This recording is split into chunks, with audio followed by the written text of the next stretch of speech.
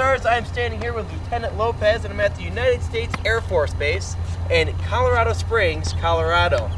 And above us, we have a wonderful airplane. You can tell us a little bit more about it. That right there is the A-10 Thunderbolt, or also known as the Warthog. That there is the thing that takes out all the enemy tanks, takes out all the enemy people on the ground, and keeps our guys safe, really. Very cool. Now, how long have you been in the service? 2 years. 2 years? And what would be one of the most exciting things that you've experienced that you've really enjoyed? Exciting things that I've really enjoyed? It would probably have to be, the first thing is working with the people. There's a lot of leaders in the military and a lot of people to guide you. In regards to actual stuff that I've done, going out there and trying to analyze chemical warfare agents when you're not sure of what it really is, yeah, and helping to mitigate it, like the risk for other people on the base. Excellent. Well, thank you very much. I'm right inside the United States Air Force Visitor Center base, and right here behind me, guys, is the actual mascot of the United States Air Force. This is the Falcon, and this particular one is called a prairie falcon. It's one of the different species of this bird. It's a very majestic bird, and it's also very powerful. Talk to your neighbor right now and tell them, what do falcons use to hunt their prey?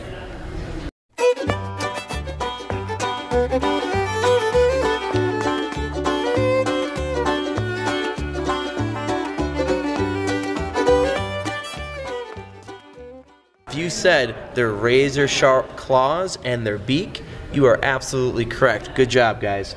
Now over here, you're gonna see some falcon eggs. Now the eggs have different colors and different speckles, like the dark browns and the light browns. And if you had to make a guess, what would that be for?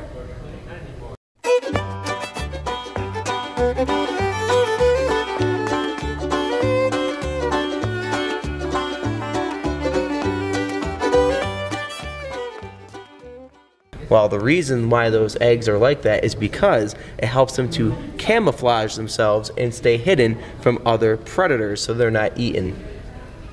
And down here at the very end, you'll see here it's a leather strap. They put these leather straps around the bird's legs. It helps them to keep track of them, but also to hold them easier. That thing is actually called a jess, and it secures the falcons to the fist of the person holding them. So you'd basically hold the bird right here on your arm and have the jess right around it.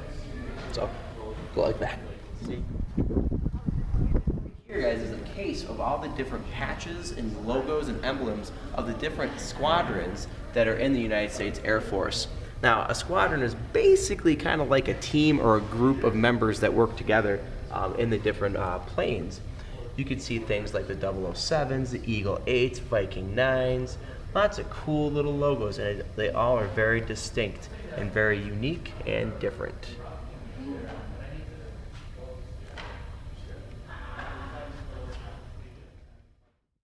Hey guys, this is a pretty cool actual cockpit from one of the planes that the Air Force uses. If you look in here, you can see all sorts of different gizmos and gadgets and buttons and wires, you name it. It's really cool. Now, one thing right here, if you look right in there, you can see the actual cockpit seat. It doesn't look like it's got a whole lot of room. You're kind of cramped in there, especially with the control stick right in the center. That'll go like right in between your legs, around your knees. You got some pullbacks for the emergency, the cockpit to eject. You've got a whole bunch of buttons and nozzles, and I can only pretend that I know what these are, guys. There's a lot more than's in my car, that's for sure. But a member of this plane will actually get right in. This will actually slide open, they'll hop in. Unfortunately, right now, I'm not able to actually get into this, but this is an actual cockpit.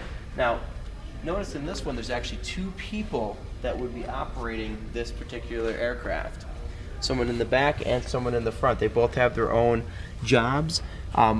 Most of the time when they have 2 people in there, it's almost like a backup as well. So in case something happens to the front or the back, they can help each other. Now, if you look carefully at this aircraft, what is missing? There is something quite important that is missing. Talk to your neighbor and tell me what it is.